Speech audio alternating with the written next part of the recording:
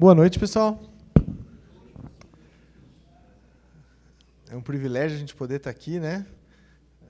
Tendo esse tempo junto de comunhão e, ao mesmo tempo, podendo louvar a Deus e agora tirar um tempinho para refletir sobre a sua palavra, né? Acho que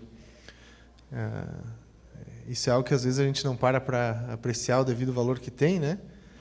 Então, que a gente possa estar lembrando desse privilégio agora, nesse momento. Como vocês viram, domingo passado o Ed começou a nossa visita por Filipenses, né? E eu estava vendo o tema, o assunto que ele trouxe para trabalhar no último domingo. Achei muito bacana, fez uma síntese bem legal. E a gente parou ali no início do capítulo 2, né? Mas eu acho que antes de a gente visitar esse capítulo 2, é legal a gente trazer algumas coisas à nossa memória para poder se situar da melhor forma possível nesse tempinho que a gente vai estar tendo como igreja, estudando a carta aos Filipenses, né?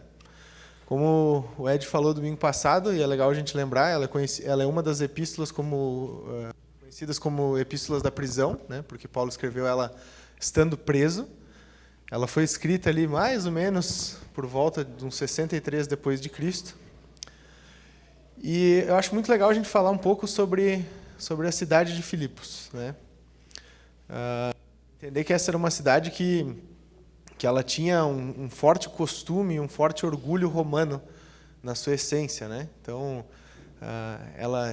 ela tinha toda uma questão cívica, né, dos romanos ali no meio, e vários fatos curiosos por causa disso.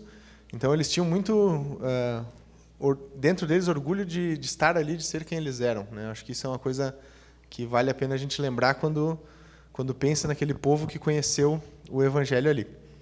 E hoje a gente vai estar tratando desse tema que eu achei legal, de propósito ser redundante, porque nos traz à tona a centralidade de Cristo, né? No capítulo 2 a gente vai entender sobre como nós, igreja, né, somos chamados a ser unidos em Cristo, demonstrando a Cristo através das nossas vidas, né? Capítulo 2 a gente vai entender o desafio que Paulo reproduz para os filipenses e vai tentar aplicar um pouco para as nossas vidas. Queria que tu passasse o próximo já, Samu.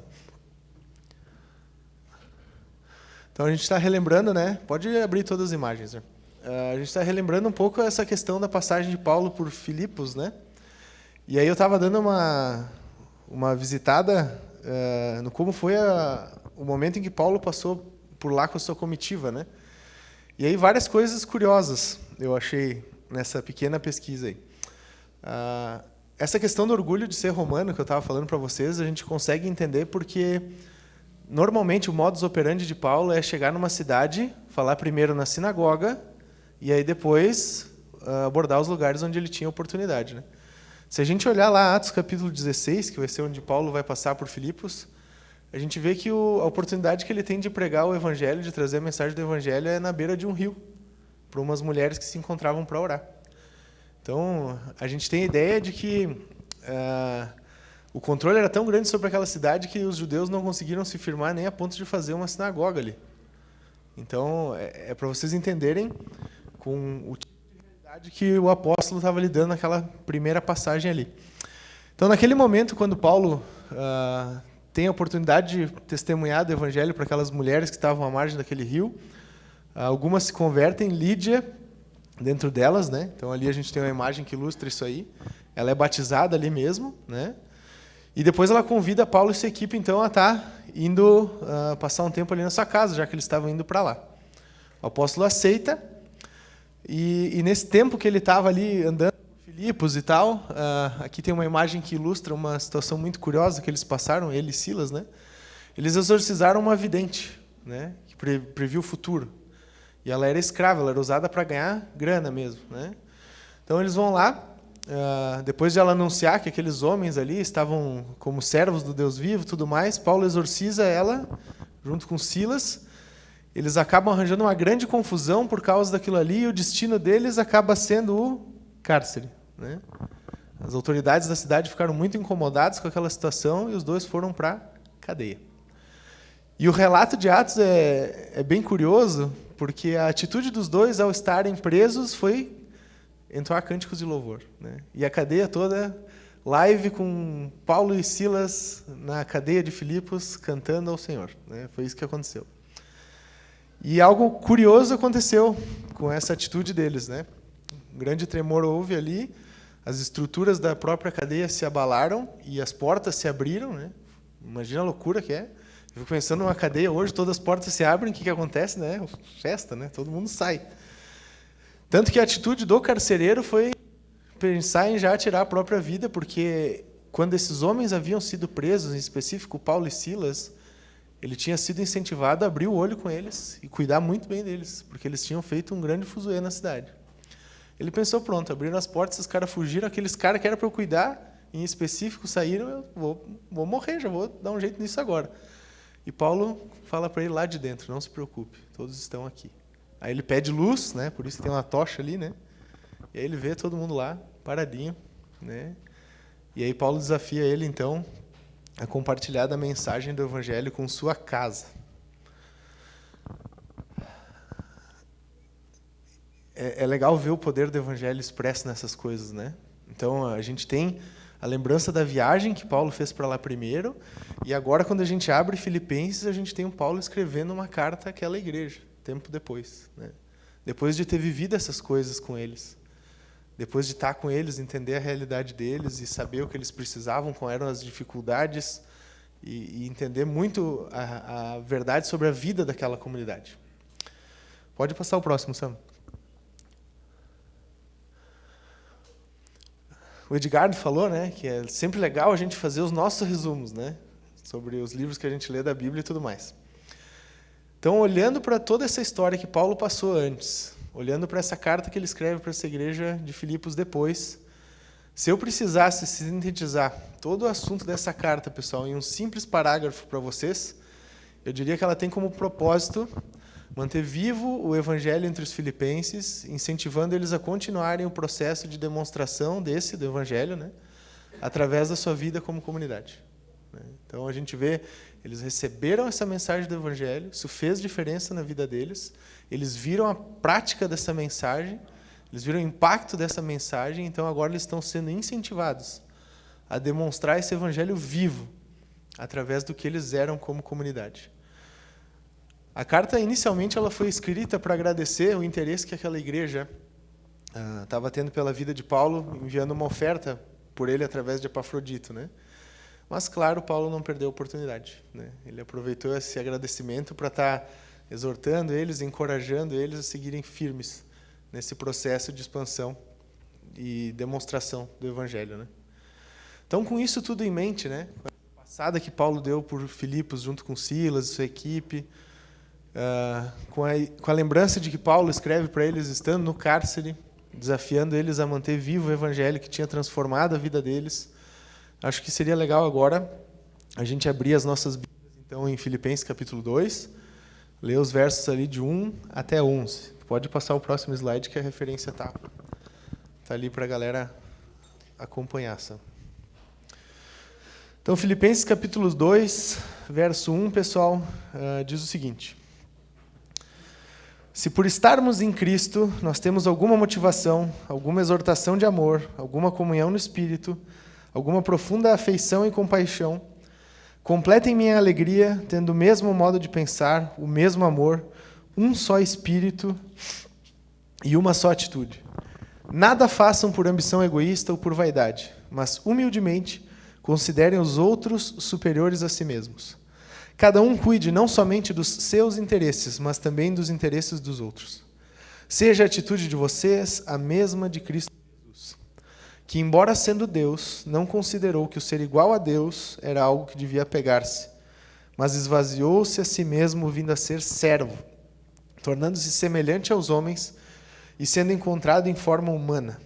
Humilhou-se a si mesmo e foi obediente até morte e morte de cruz. Por isso Deus o exaltou à mais alta posição e lhe deu o nome acima de todo nome, para que ao nome de Jesus se dobre todo o joelho, nos céus, na terra e debaixo da terra, e toda língua confesse que Jesus Cristo é o Senhor, para a glória de Deus Pai. Vamos orar, pessoal? Senhor Deus, somos muito gratos porque a Tua palavra é viva, Senhor, e vem de encontro aos nossos corações, vem desafiar as nossas vidas a viver relacionamento íntimo contigo e a, como comunidade também, está tendo o desafio, Deus, de te expressar através de tudo aquilo que somos. Te pedimos, Deus, que o Senhor torne o nosso coração terreno maleável às tuas mãos, para que ele possa ser trabalhado segundo a tua vontade, nesse momento em que a gente vai estar nos debruçando sobre a tua palavra agora, Deus. Te peço também que possamos, Pai, sempre escolher viver de acordo com a tua vontade e conforme os teus preceitos para as nossas vidas, Pai. Abençoa esse tempo que a gente vai ter aqui juntos como igreja e cuida para que a gente possa sair daqui desafiado e alinhado, Deus, à mensagem do Evangelho. É isso que te pedimos e agradecemos no nome de Cristo. Amém. Pode projetar o próximo todo já, Sam.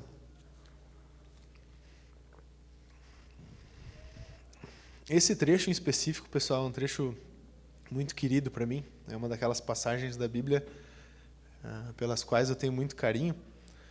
E sempre que eu penso nesses 11 versículos, eu penso que ali a gente tem dois fundamentos que demonstram porque, como igreja, a gente é unido em Cristo, tendo o propósito de demonstrar Cristo.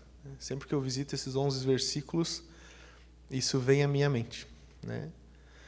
E eu acho que a primeira coisa que fica bem evidente no trecho, quando a gente olha para esses primeiros 4 versículos, é que, como comunidade, como cristãos, nós somos chamados a viver unidos em Cristo, né?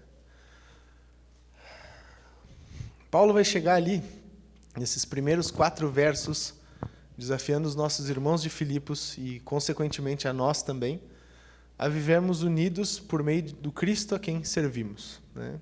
Se vocês olharem os primeiros 4 versos e observarem eles com calma, vocês vão entender que esse é o propósito central desses primeiros 4 versículos.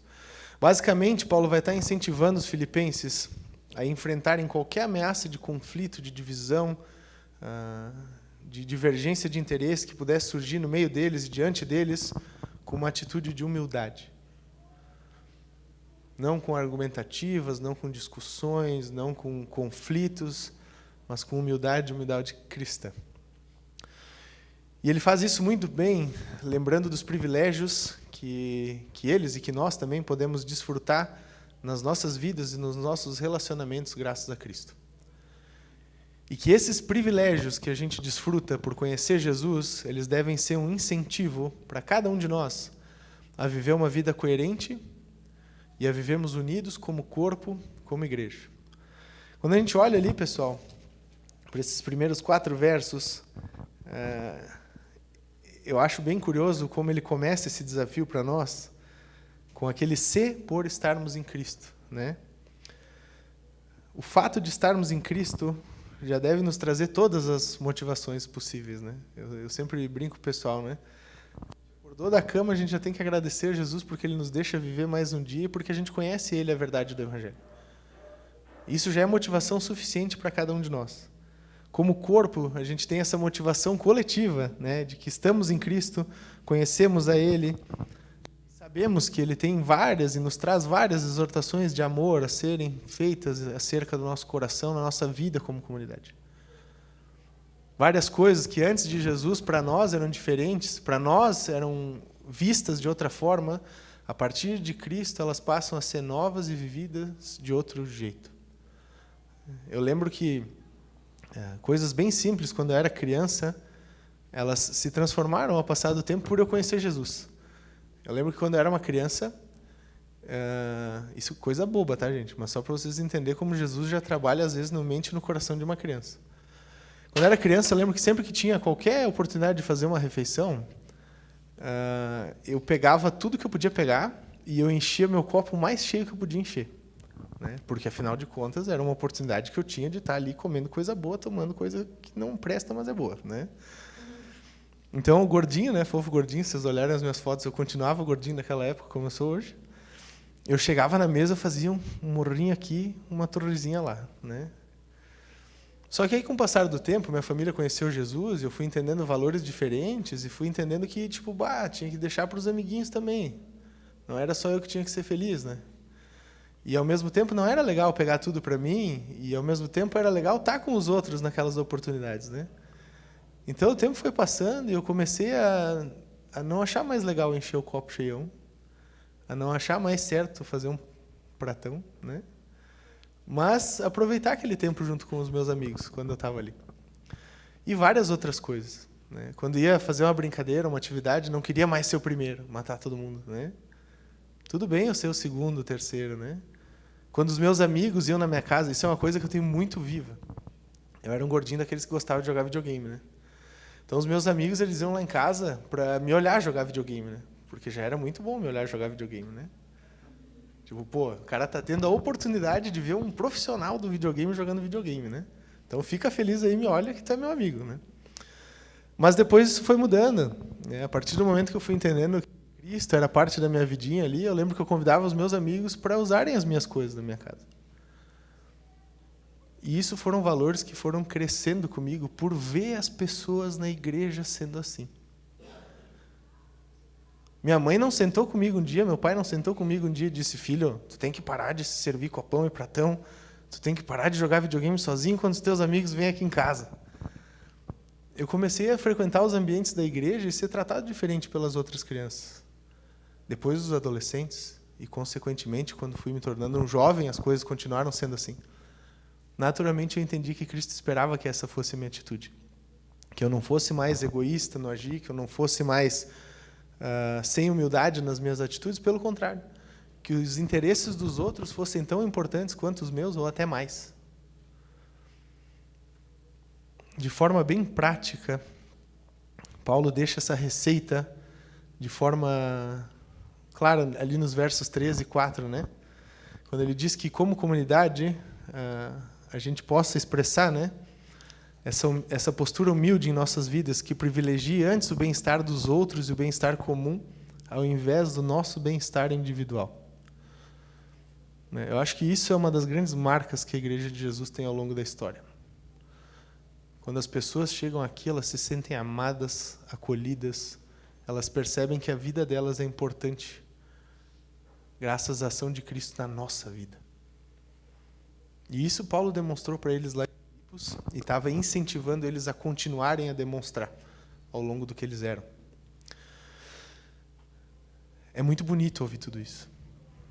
Eu leio esse primeiro trecho e meu coração se enche, né? Porque a gente tem Jesus, nós temos toda a motivação e todo o conteúdo necessário para ser diferente e fazer a diferença. Mas o quanto a gente tem dado real importância a esses privilégios que nós temos por poder ser um corpo bem ajustado a Jesus. O quanto isso tem feito parte do nosso respirar e do nosso pulsar diariamente. Ser parte dessa igreja, graças a Cristo, tem nos motivado a demonstrá-lo nas nossas vidas. A gente sai daqui pensando: como é que eu posso trazer os meus amigos que não conhecem a Cristo para ver a diferença que Cristo faz naquilo que a gente é aqui dentro, no nosso grupo, ou na minha casa? Como é que eu posso levar um pouco desse amor que está aqui dentro lá para fora, onde isso não existe? Isso tem me motivado a, às vezes, me incomodar com os meus irmãos que talvez estão agindo de forma desalinhada a essa verdade e precisam sim ser exortados em amor. A gente tem desfrutado de profunda comunhão graças ao Espírito que nos une e promove, através das nossas vidas, afeição e compaixão. Se a gente só ler o texto, pessoal, e deixar o nosso coração a parte dele, talvez seja difícil disso acontecer. Se a gente olhar para os primeiros 4 versos como uma poesia muito bonita, ela vai continuar sendo uma poesia muito bonita, inspirada por Deus, mas que na nossa prática como igreja talvez não seja palpável para quem está lá fora e para quem entra aqui dentro. A gente tem que transpor esse limite para trazer ele a se tornar realidade, através daquilo que a gente é como comunidade. Estarmos unidos em Cristo tem que ir além do nominalismo, tem que ir além da aparência, mas tem que virar prática. Nós temos que expressar um pensar inspirado em Jesus, um amor semelhante ao dele, lembrando que a gente primeiro recebeu desse amor, que graças a esse amor que as nossas vidas podem ser coerentes e alinhadas à mensagem do Evangelho.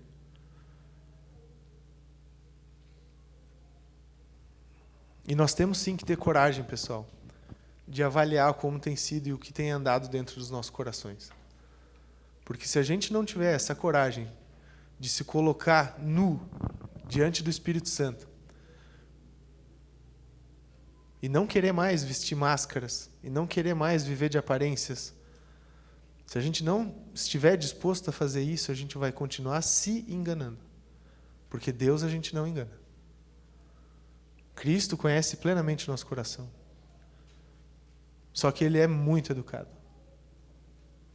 Ele é muito educado. Ele não vai chegar te forçando a nada, Ele não vai te colocar contra a parede, te fazer obedecer à força. Jesus é amoroso. Jesus te desafia a querer amar e obedecer a Ele nas coisas que tu faz. Certamente a gente olha para esses primeiros 4 versos e vê muitas coisas. Em muitos desses quesitos a gente tem coisa para melhorar. Mas acho que uma pergunta que para nós não pode calar é: como comunidade, como indivíduo, parte dessa comunidade, a gente tem perseguido um viver assim? A gente tem olhado para esses primeiros 4 versos e pensado que, nossa, Aliança Bíblica do bairro Pio X, se por estarmos em Cristo a gente tem alguma motivação, alguma exortação de amor, alguma comunhão no Espírito, alguma profunda afeição e compaixão, devemos completar a alegria, não só do apóstolo, mas do desafio que Cristo tem para nós, tendo o mesmo modo de pensar, o mesmo amor, um só Espírito, uma só atitude, não fazendo mais coisas por ambição egoísta ou por vaidade terrena e humana, mas humildemente devemos considerar os outros que chegam no nosso meio, que estão no nosso meio, superiores a nós mesmos. Não cuidando mais só dos nossos interesses, mas cuidando do interesse dos outros, tendo uma atitude semelhante à de Cristo. O que precisa ser transformado para que essa venha a ser a nossa realidade, como indivíduos e como comunidade? É aqui que a gente tem que, sim, ter coração disposto e corajoso para estar desejando obedecer ao Senhor Jesus no que a gente é. Mas o trecho continua, né, gente? E aí a gente tem a segunda parte, que eu acho que Paulo foi muito sagaz ali, né?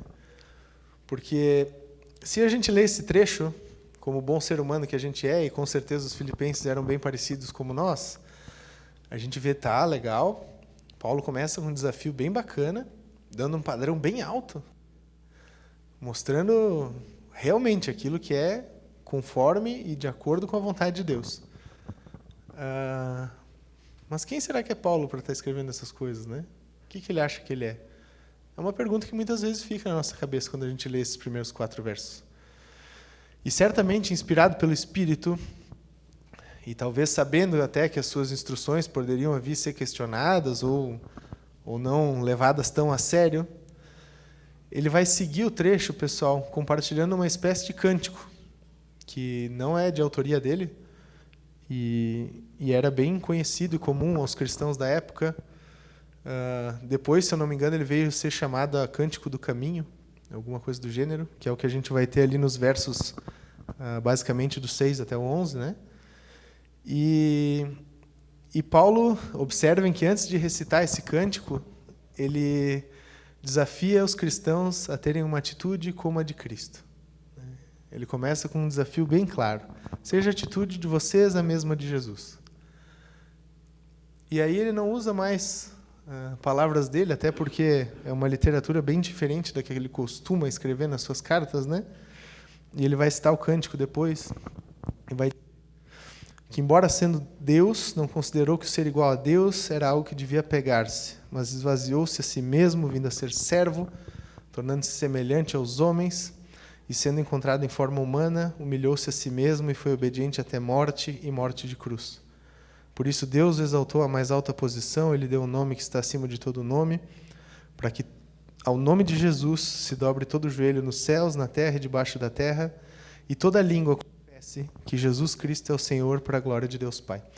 Eu acho muito legal a estrutura desse cântico, porque a gente vê que nos primeiros 3 versos a gente lembra, como cristão, que Jesus teve um ministério de extrema humildade.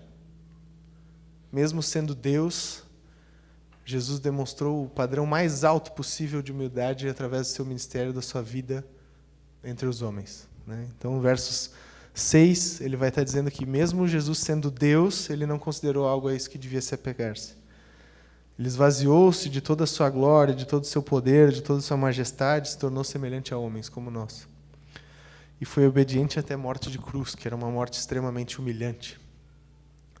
E a segunda parte desse cântico, eu também acho muito interessante, porque ela demonstra que isso não foi por nada, que isso teve um propósito muito claro. Obedecer e dar glórias ao Pai.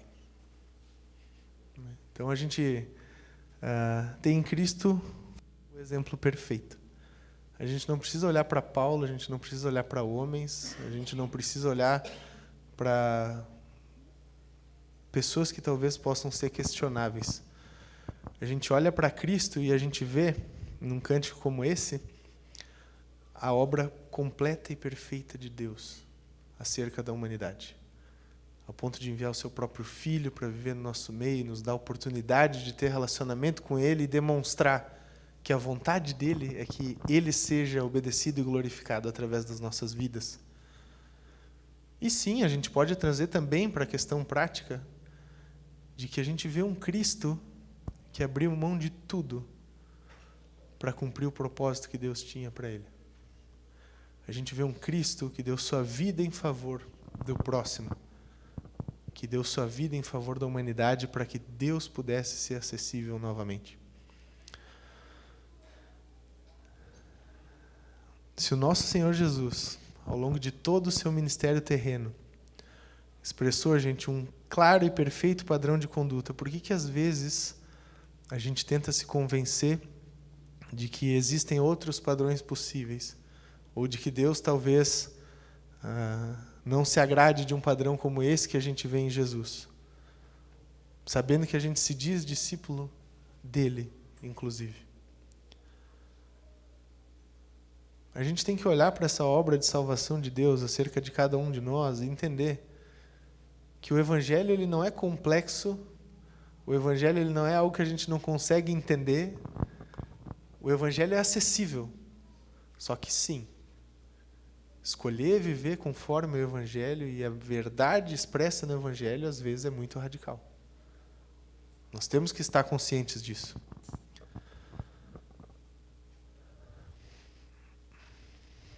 O quanto nós temos dado valor para isso como comunidade. Os filipenses eles estavam sendo incentivados por Paulo a continuar a expressar o Evangelho através da vida deles como comunidade. É uma das cartas mais brandas de Paulo que a gente encontra. Se vocês pegarem, por exemplo, 1 Coríntios, lá tem outro tom. Aos filipenses a gente vê uma mensagem de incentivo. Dá para entender que eles estavam, de certa forma, engajados com o que era o Evangelho. O quanto nós temos estado dispostos a viver e estar engajados à verdade do Evangelho. O que precisa mudar nas nossas vidas para a gente entender que Cristo deve ser o padrão, o exemplo a ser seguido e almejado por quem nós somos? Que os nossos objetivos como igreja devem ser os objetivos do reino para nós como igreja. Que as nossas famílias elas devem servir ao reino, elas devem expressar a mensagem da cruz. Que nós, como indivíduos, devemos demonstrar o interesse e o desejo que a gente tem de ser parecido com Jesus. O que está faltando para isso acontecer com nós, pessoal? O que precisa mudar para que isso seja possível? O que precisa ser colocado diante de Deus e transformado por Ele para que isso venha a ser verdade? São perguntas que muitas vezes a gente esquiva, porque a gente sabe qual é a resposta e tem medo de encarar ela. Às vezes a gente vai ter que abandonar o nosso conforto. Muitas vezes a gente vai ter que abrir mão de convicções que para nós são muito preciosas, mas que aos pés de Cristo elas não valem nada. Muitas vezes a gente vai entender que, tendo Jesus no centro, nós não somos mais o primeiro. Nós não somos mais a prioridade. Cristo e o reino são a prioridade. Amar o próximo é a nossa prioridade. Expressar o amor de Jesus é a nossa prioridade. Por isso que muitas vezes a gente foge. Por isso que muitas vezes a gente acha que está tudo bem. Por isso que muitas vezes a gente até tenta usar certos analgésicos para estar amenizando a nossa consciência. Mas esse mesmo Jesus, que para nós dá padrão, que para nós é exemplo, que para nós expressa a vontade de Deus, conhece o nosso coração. A gente não pode esquecer disso. Só para a gente retomar um pouco do que a gente viu até aqui, pessoal, por mais que seja breve, acho que é legal a gente fixar bem. Nós falamos que, como igreja, por estarmos em Cristo, a gente deve nos motivar a vivermos em unidade, ajustados a Jesus, mantendo o relacionamento vivo com Ele. Né? Então, se a gente tiver que sair de aqui com alguma frase batendo na nossa cabeça, que a gente saiba, né, que nós devemos ter o desafio e cumprir o desafio de estarmos unidos em Cristo, demonstrando a Cristo. Né? Como Aliança Bíblica do Bairro Pio X, nosso desafio é estarmos unidos em Cristo, demonstrando a Cristo. Assim como a gente vê Paulo reproduzindo esse desafio ali em Filipenses 2, de 1 a 11, para aquela igreja ali em Filipos. E graças a Deus, a gente tem em Cristo toda a direção necessária e as verdades necessárias para que a gente consiga ir nessa direção. Pode passar o próximo, Samu? E pode deixar tudo aberto já. Qual que é o impacto prático, pessoal, desse trecho em relação às nossas vidas como indivíduo, como pessoa? Acho que é interessante, de forma bem objetiva, a gente sempre elencar essas coisas, porque às vezes a gente lê o texto, a gente acha o texto bonito e tudo mais, mas a gente não desafia o nosso coração a ser permeado através do texto, né? Então, acho que ele tem impactos muito claros e bem diretos em relação acerca do quem a gente é. Né? O primeiro deles é que, por estarmos em Cristo, a gente tem que nos motivar a viver em unidade, ajustados a Jesus, mantendo um relacionamento vivo com Ele. Isso serve para todos nós, como parte da Aliança Bíblica.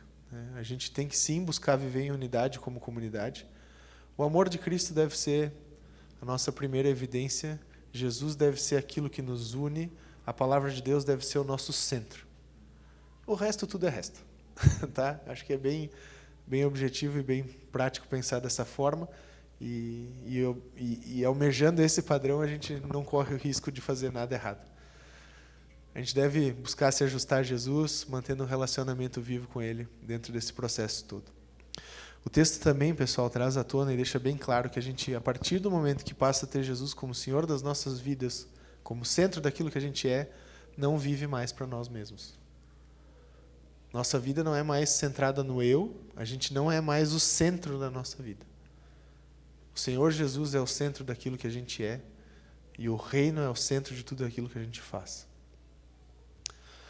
Somos chamados a amar o próximo e considerá-lo de maneira similar, mais similar possível ao exemplo de Cristo, do que a gente observa através de Cristo. Aqui o padrão é bem alto, tá, gente?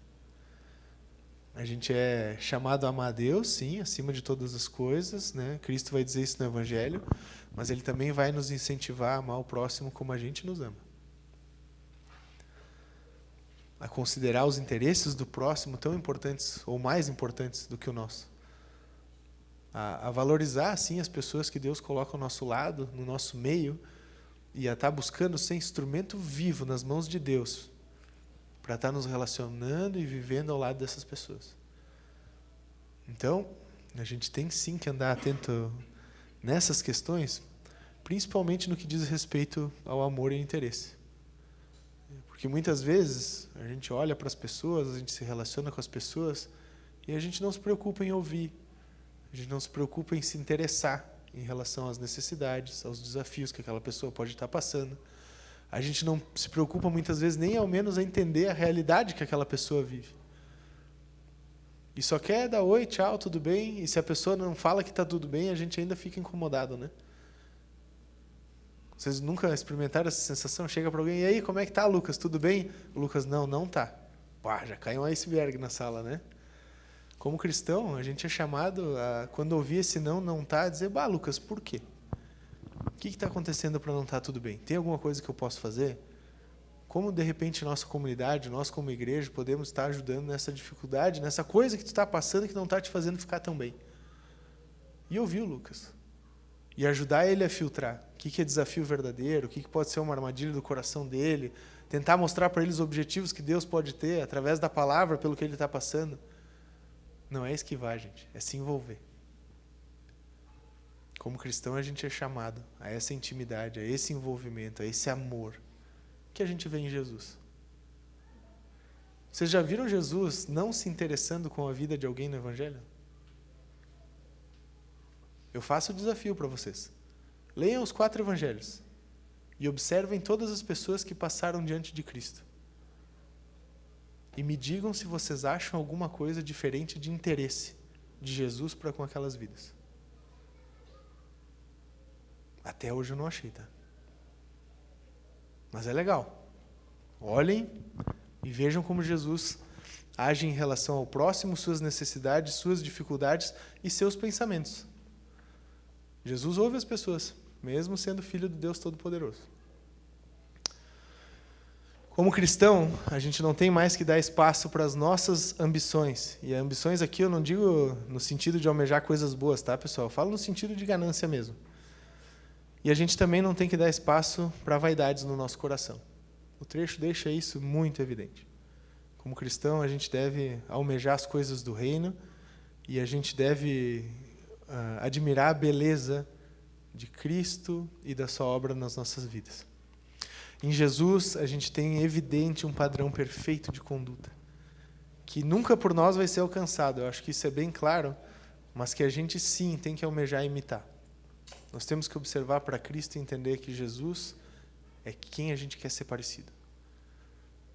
Jesus é aquele que a gente quer imitar ao máximo, chegar ao mais próximo, expressar mais perto daquilo que a gente é.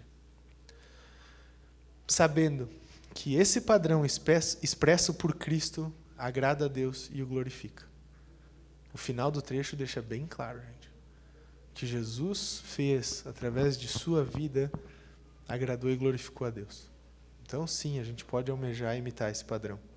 Com aquilo que a gente é, com as nossas limitações, sabendo que a gente não vai chegar no mesmo nível. Eu acho que são implicações bem práticas que trazem muitas coisas a serem trabalhadas no nosso coração. E vocês sabem que sempre que a gente estuda um trecho juntos aqui, eu gosto de tentar deixar um desafio prático. E eu queria deixar um desafio prático para todos nós. Eu tenho feito isso ao longo dessa semana. Queria desafiar vocês a estar fazendo isso também. Observem essas características que Paulo exalta nesse hino que ele reproduz ali, depois do verso 5, né? Ele diz primeiro ali no verso 5, seja a atitude de vocês a mesma de Cristo Jesus. Então, observem as atitudes expressas de Cristo, do verso 6 ali até o final, e avalie como é que têm sido as suas atitudes